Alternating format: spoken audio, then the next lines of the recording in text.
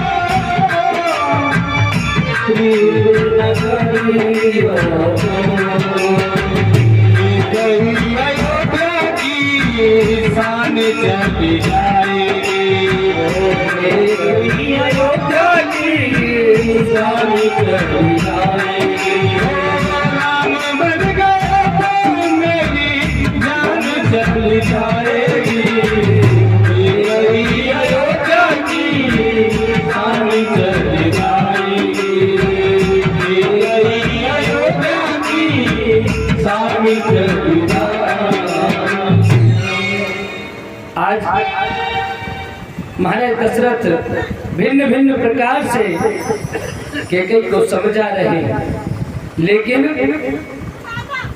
कैकेयी कहने लगी महाराज देखो दो काम एक साथ नहीं होते,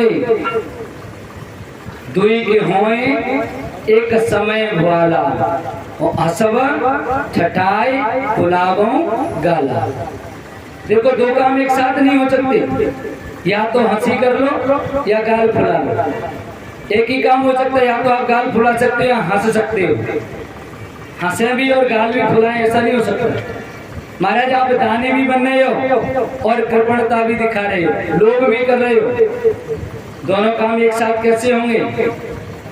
और महाराज दशरथ कहने लगे विनाश काम हिताम मित्रा मावासयं मृत्युमिवात्मनस्वतां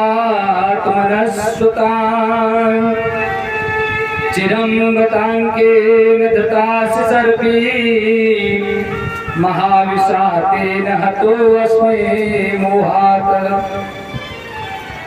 अरे रानी, तू तो मेरा विनाश करने वाली है, अहित करने वाली है। तू तो शत्रु के रूप में मुझको दिखाई दे रही है। क्या कोई अपनी मृत्यु का कोई वर्णन कर सकता है? क्या कोई अपनी मृत्यु को घर में स्थान दे सकता है? अरे मैंने तो उसी प्रकार से तुझको अपने घर में बसा लिया जैसे किसी ने अपनी मृत्यु को अपने घर में बसा लिया हो। जब तेरी इच्छा हो तब मुझे ले चल। बड़े खेद की बात है, मैंने मोह के वश में होकर के और तेरे जैसी महाविशैली नागिन को पाल लिया,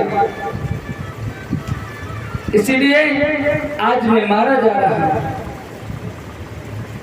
ये मुझसे राम और लक्ष्मण, क्योंकि राम यदि वन को जाएंगे तो सीता भी उनसे रह नहीं सकती और लक्ष्मण तो उनके साथ जाएगा ही सही। अगर ये सब के सब अयोध्या छोड़ के चले जाएंगे तो मेरा तो जीना संभव ही नहीं है। कह के क्या लगे महाराज, एक बात तो अगर आपको वरदान नहीं देने थे तो फिर आपने सौगंध क्यों खाई? फालतू की आप क्यों आप बात को बढ़ाए जा रहे थे? पहले ही मना कर देते कि हमें देना नहीं है।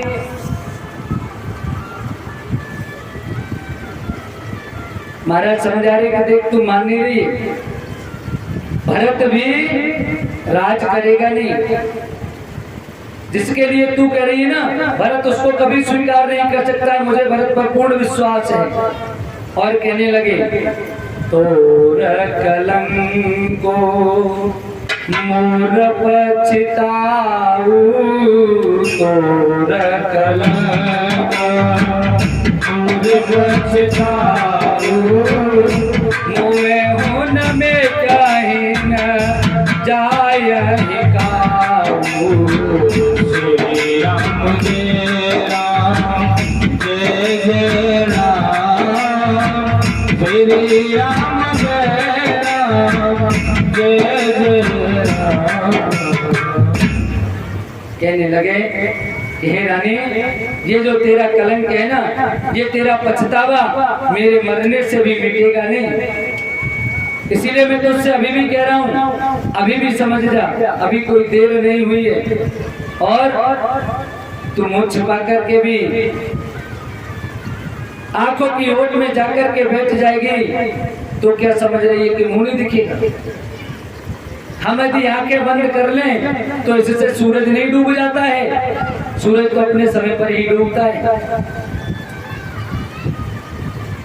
हे रानी, मैं तुझसे हाथ जोड़ करके विनय कर रहा हूं, मैं जब तक जीवित हूं मेरा कहना मान ले, नहीं तो हे हवागिन, तुझे नहीं पता है कि तुझे कितना पश्चाताप करना पड़ेगा।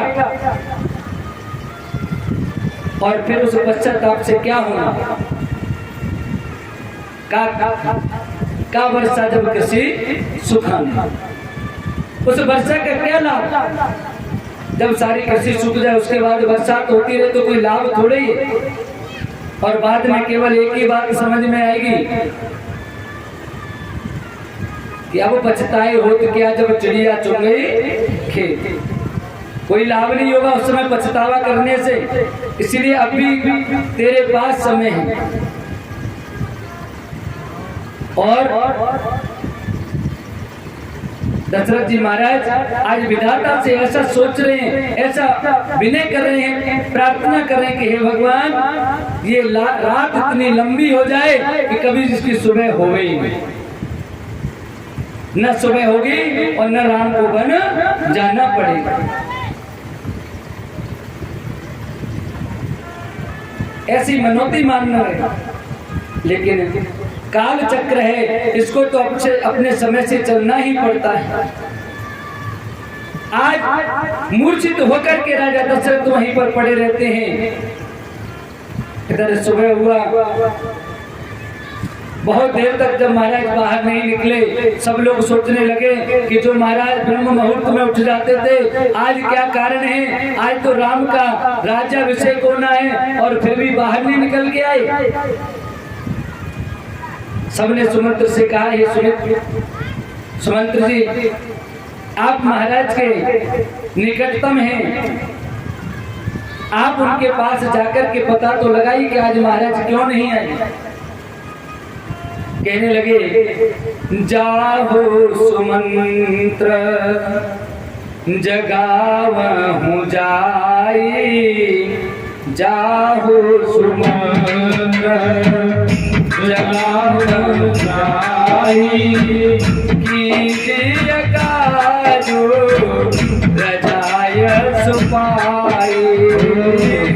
श्री राम जय राम जय जय राम, श्री राम जय राम जय जय राम। आज सुमंत्र से कहने लगे, हे सुमंत्र, आप जाकर के देखिए तो सही, महाराज आज कैसे सोते रहेंगे, जाकर के उनको जगाओ और जो राज आज्ञा हो वो हमें आकर के सुनाओ। जब महाराज सुमंत महलों में पहुंचे, उन्होंने जब कर्मचारियों से पूछा कि भैया महाराज कहाँ हैं, अभी तक क्यों नहीं जगे, तो किसी ने कोई जवाब नहीं बनता, सब के सब गुमसुम खड़े हुए, क्योंकि किसी को मालूम के अंदर क्या चल रहा है। जब सुमंत अंदर पहुंचे कोप भवन में, क्योंकि इतना तो सबको मालूम था कि महाराज किधर गए, जैसे ही कोप भवन की ओर पहुंचे और वहां पर जाकर के महाराज को वंदन किया, सिर झुकाया, महारानी जी को प्रणाम किया और माता कैकेयी से कहने लगे, अभियुक्तम बलवता दुर्बलम हीन साधनम हिरतस्वं कामिनं चोरम आविश्यन्ति प्रजागराः। महाभारत में वेदव्यास जी महाराज लिखते हैं कि धृतराष्ट्र को रात में नींद नहीं आती थी। विदुर बहुत समझाते थे कि हे राजन, रात में किसको नींद नहीं आती है, रात में नींद जिसका बलवान से विरोध हो गया हो,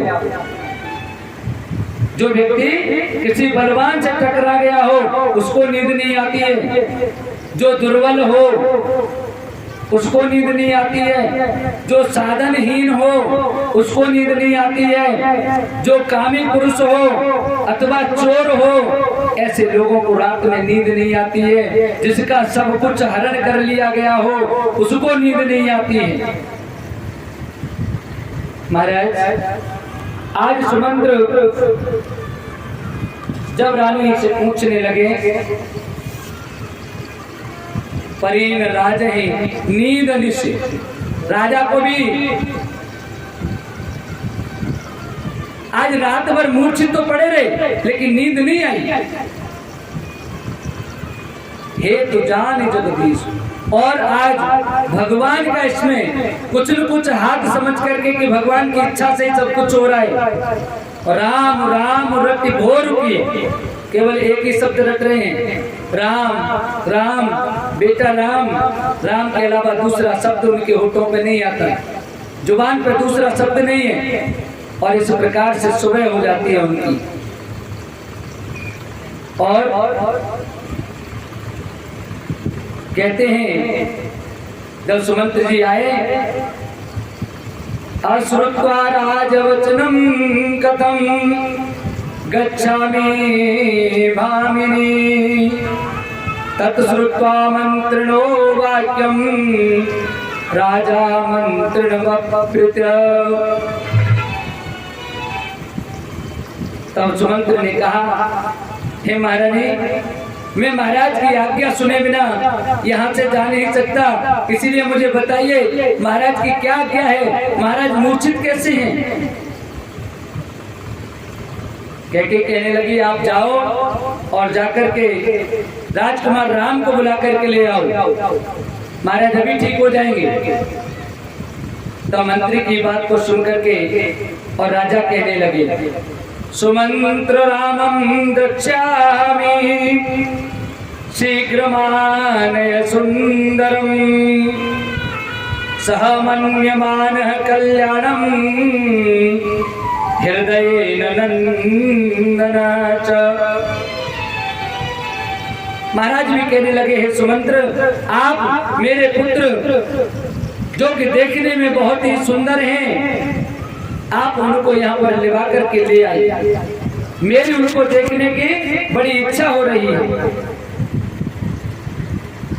जब श्री राम के दर्शन हो जाएंगे तो मुझे बड़ा ही आनंद होने लग जाएगा।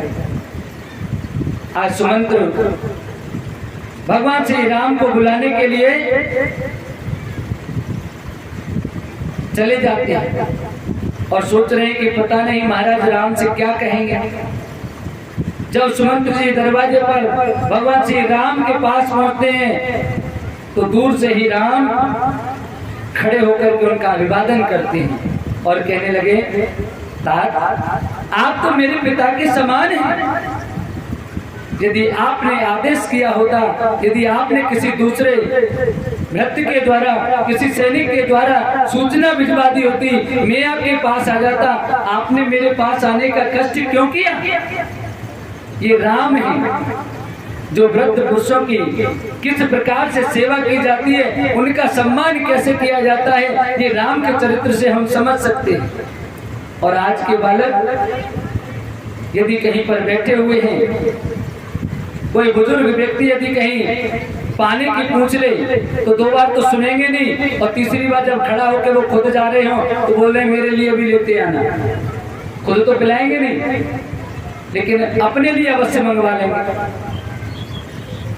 लेकिन ये राम है जो कि अपने महामंत्री से भी इस प्रकार से इतनी नम्रता से बात करते हैं कि यदि आपने आदेश दिया होता, आपने मुझे कहलवा दिया होता, मैं स्वयं चल करके आ जाता।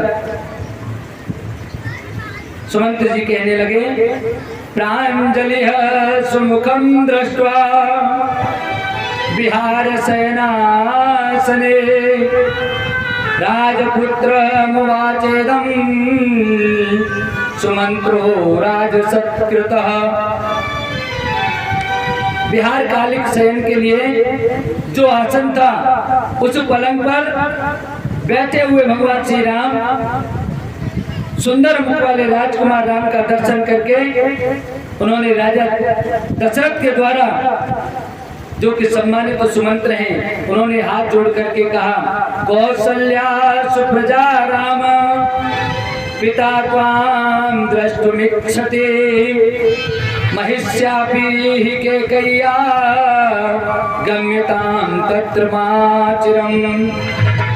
हे राम, आपको यहाँ पर पाकर के कौशल्या महारानी अपने आप को सर्वश्रेष्ठ संतान उत्पन्न करने वाली हो गई हैं। इस समय रानी कैकेयी के महलों में महाराज दशरथ जी आपके दर्शन करना चाहते हैं, आपको देखना चाहते हैं।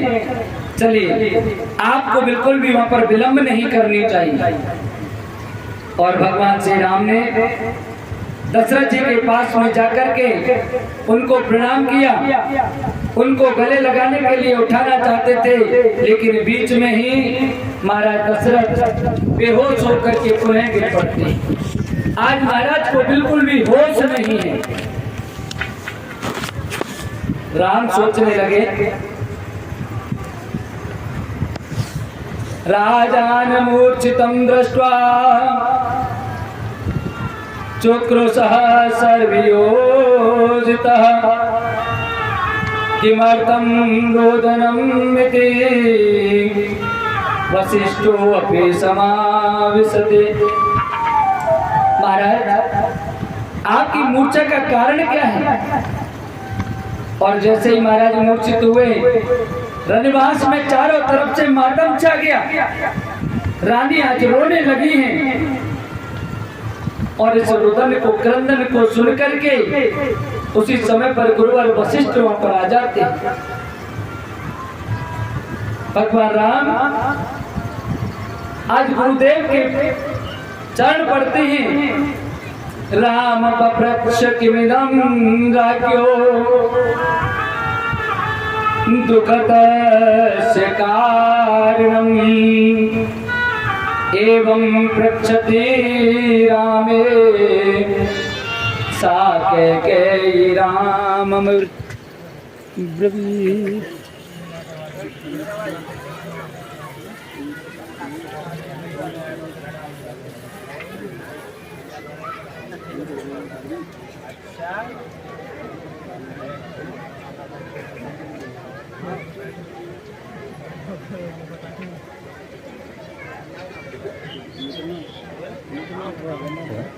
वो चालू करो, वो चल रहा है कूलर। आए तो आवाज आ रही है। आज ऐसे ऐसे संतों का समागम होगा तो और क्या है।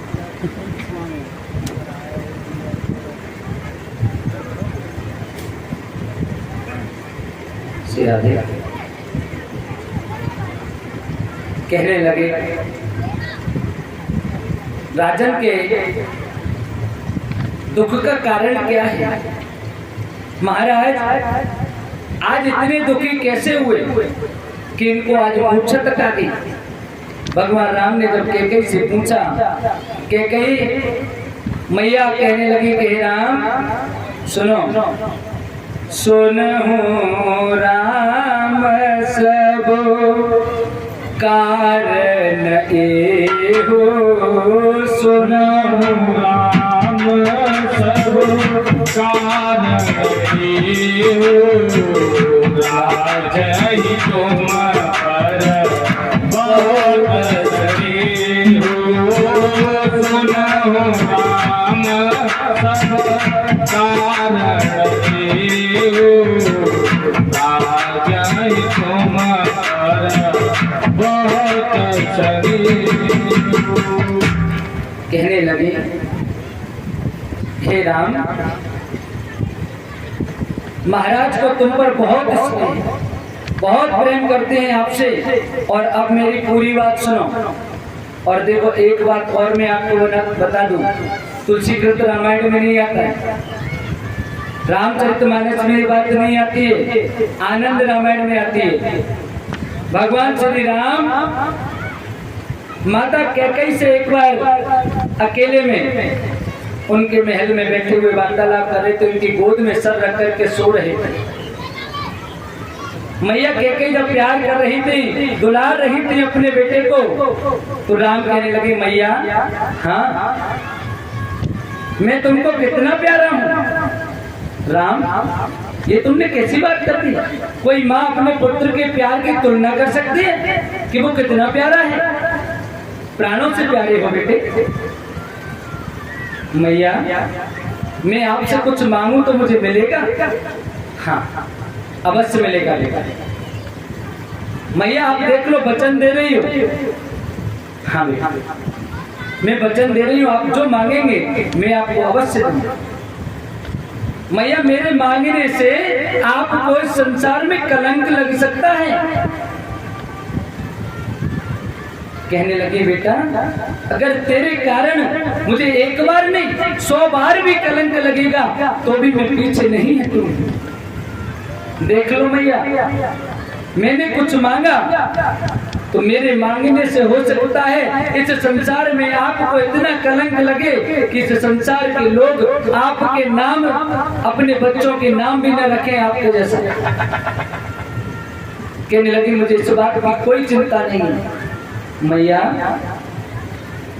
यदि आपको मेरे ऐसे कुछ मांगने से वैधव्य भुगतना पड़ा तो क्या होगा? यदि मेरे मांगने से आपको विधवा होना पड़ा तो क्या होगा? राम, मैं वो भी सहज स्वीकार कर सकती हूँ, लेकिन तुमसे प्रेम ये तो पूछो मत। बताओ क्या मांगना क्या चाहते हो? तब राम ने उनसे कहा था कि मैया, आप तो जानती हो कि मैं इस धरती का भार दुष्टों को मार करके मिटाने के लिए मेरा अवतार हुआ है, इसलिए आपको एक दिन मेरे लिए 14 वर्ष का वनवास मांगना पड़ेगा। और मेरे पिताश्री इस बात को सुनकर के जीवित नहीं रह सकते, इसलिए मैंने कहा कि आपको वैधव्य भी भुगतना पड़ेगा। केके का सीना एकदम से धड़क गया था उस समय। सोचने लगी, राम तूने ये क्या मांगा? अरे महाराज तो ठीक है, लेकिन हम भी तेरे बिन कैसे जिएंगे रे? कुछ और मांगा होता तो कोई बात नहीं। राम कहने लगे, मैया आपने मुझे वचन दिया है, अब बताओ आप मेरा ये काम करोगी या नहीं करोगी? तो मैया ने कहा, एव मस्त, ऐसा ही होगा। मेरे लाल ने मुझसे जो मांगा है मैं बिल्कुल आपको दूंगी। इसमें मैया केके की कोई गलती नहीं है। जो भगवान ने पहले से निरूपित कर रखा है, जो भगवान ने स्वयं अपने लिए मांगा है, वही तो आज मैया मांग रही है। और मैया कहने लगी, राम सुत स्नेह इत बचन उत संकट परे ओ नरेश, और सकहूं त आय सुधरहूं सिर, मेटाऊं कठिन कलेश। पुत्र, एक तरफ तो आपसे इतना स्नेह है, इतना प्रेम है, और दूसरी तरफ महाराज का वचन, महाराज की प्रतिज्ञा है। इसी धर्म संकट में पढ़कर के महाराज आज बेहोश हो गए। अगर आप उनके वचनों को मान लोगे, अगर आप उनके वचनों की पालना करोगे, तो उनके समस्त जितने भी कलेश हैं वो सारे कलेश कट जाएंगे, सब कलेश मिट जाएंगे, और आप इन क्लेशों को मिटा सकते हैं, क्योंकि ये पुत्र धर्म है। और पुत्र कितने प्रकार के होते हैं सुनिए। श्रीमद् भागवत में आता है, उत्तमा चिंतितम कुर्यात प्रोक्तकारी तो मध्यमः, अधमो अश्रद्धा कुर्यात कर्तो चरितम पितुः। जो बालक केवल पिता के भावों को समझ करके कार्य करता है, वो उत्तम प्रकृति का बालक होता है, वो पुत्र उत्तम प्रकृति का पुत्र होता है। और जो पिता के कहने से कार्य करता है, वो मध्यम प्रकार का होता है। और जो अश्रद्धा से अर्थात अनमने मन से पिता के कहने के बावजूद यदि वो बहुत ज्यादा उस कार्य को भार समझ करके काम करता है, ऐसा बेटा तो अधम है, नीच है। 3 प्रकार के पुत्र बताए। अब बेटा आप बताओ, आप अपने पिता की आज्ञा मान करके वन को जाओगे या नहीं जाओगे? भगवान श्री राम कहने लगे राम से, राम मैंने तुम्हारे पिता से 2 वरदान मांगे, और सुनो, मैंने पहले वरदान में निधर कबैठे कहीं कटुबानी, निधर कबैठे कहीं कटुबानी, सुनत कठिन अति अतुलानी, सुनत कठिन अति अतुलानी। हो जीव मानव जन शरणाना, जीव मानव जन शरणाना, मन हो महि पगो गच आज के की जिभ्या ऐसे लग रहा जैसे इन धनुष से होकर के जीव रूपी धनुष से वचन रूपी बाण और मृत्यु को अपना लक्ष्य बना करके निकल रहे हैं। आज निधड़क होकर के बिना किसी भय के बैठ करके कहने लगी है, जिसको कठिनता भी स्वयं सुनकर के शर्मा जाए, अकुलाने लगी और मैया कहने लगी, बेटा मैंने एक वरदान में तेरे भाई भरत के लिए राज मांग लिया और दूसरे वरदान में तुम्हारे लिए 14 वर्ष का वनवास मांगा है। बस इतना सुनकर के महाराज शोकाकुल हो गए और इस प्रकार के वचनों को सुनकर के भी भगवान श्री राम कहने लगे, सुनो जननी सोई सुतो बड़ भागी। सुन जननी सुत बड़ भागी, जो भी तुम्हारो जन अनुरागी। सुन जननी सुत बड़ भागी, जो भी तुम्हारो जन अनुरागी। तनय माधो पितो सनिहारा, तनय माधो पितो सनिहारा।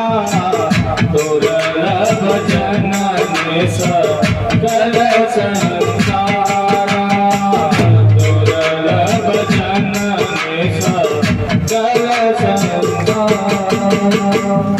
भगवान श्री राम कहने लगे, हे मैया ये तो बड़े सौभाग्य की बात है और ऐसे बेटे तो बड़े भाग्यशाली होते हैं जो अपने माता पिता की आज्ञा का पालन करते हैं, जो पितृमात वचन अनुरागी, जो अपने माता पिता के वचनों को निभाते हैं। ऐसे बच्चे सबसे बड़े भाग्यशाली हैं। और हे माँ तने मात पितु तो सनिहार, ऐसा पुत्र जो अपने माता पिता के वचनों को या उनको पोषित करने वाला इस संसार में दुर्लभ जनन सकल संसार, इस संसार में बहुत दुर्लभ है। कहाँ मिलते हैं ऐसे बालक जो अपने माता पिता को पूर्ण रूप से संतुष्ट कर सकें। अर्थात मैं अपने माता पिता के वचन को निभाने के लिए, इनकी संतुष्टि के लिए अवश्य ही वन को जाऊंगा।